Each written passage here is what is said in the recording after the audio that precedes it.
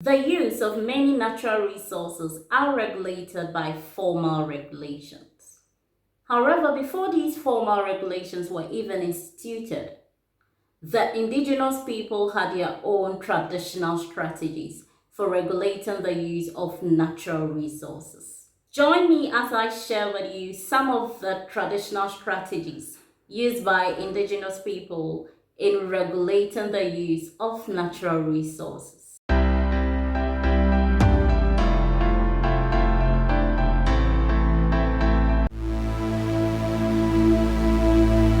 Welcome to my channel. If you're joining me for the first time, my name is Louisa. This is a learning channel, and so in this video, we are going to learn some of the traditional strategies that are used in regulating the use of lagoons in Ghana. The main focus for this video will be the Sakumo Lagoon. The Sakumo Lagoon is situated in the town Sakumo, near the coastal road between Tema Community 3 and Nungwa. The water in the lagoon is brackish water, and I explained what brackish water is in my video on Ramsar site.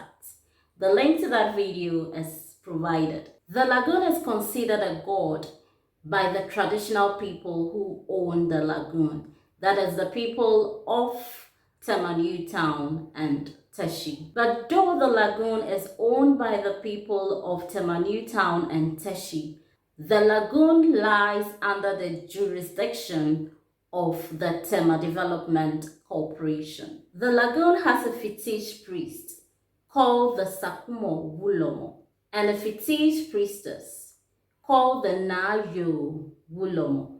Now let's look at some of the rules and taboos associated with the lagoon. The black heron is considered a sacred bird associated with the lagoon fetish, and therefore its capture and killing is forbidden. An analysis of the distribution of black herons on the coast of Ghana showed that the Sakumo Lagoon, where the species is protected by indigenous beliefs, accounts for over 54% of the black herons sighted over a 17-year survey period.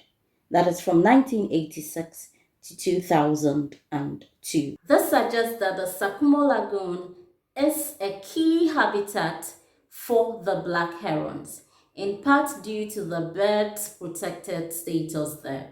There is also a closed season to fishing from October-November to the end of March or early April.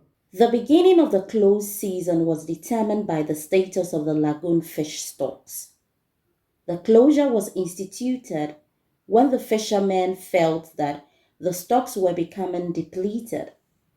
The closing ceremony involved the pouring of libation and the insertion of a coconut branch at the entrance of the shrine as a symbol for the closure. The opening of the season was however linked with the annual Klejo festival of the Tema people, which takes place in early April. The opening ceremony normally took place 1 to 2 weeks before the festival. The ceremony involved the pouring of libation, followed by the casting of a net by the fetish priest.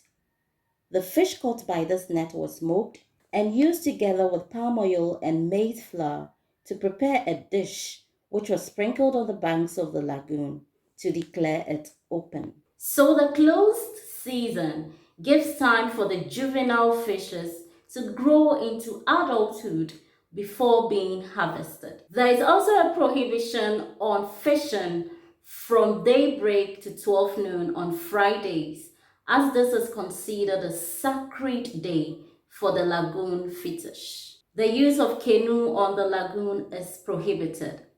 The use of footwear in the lagoon is also prohibited.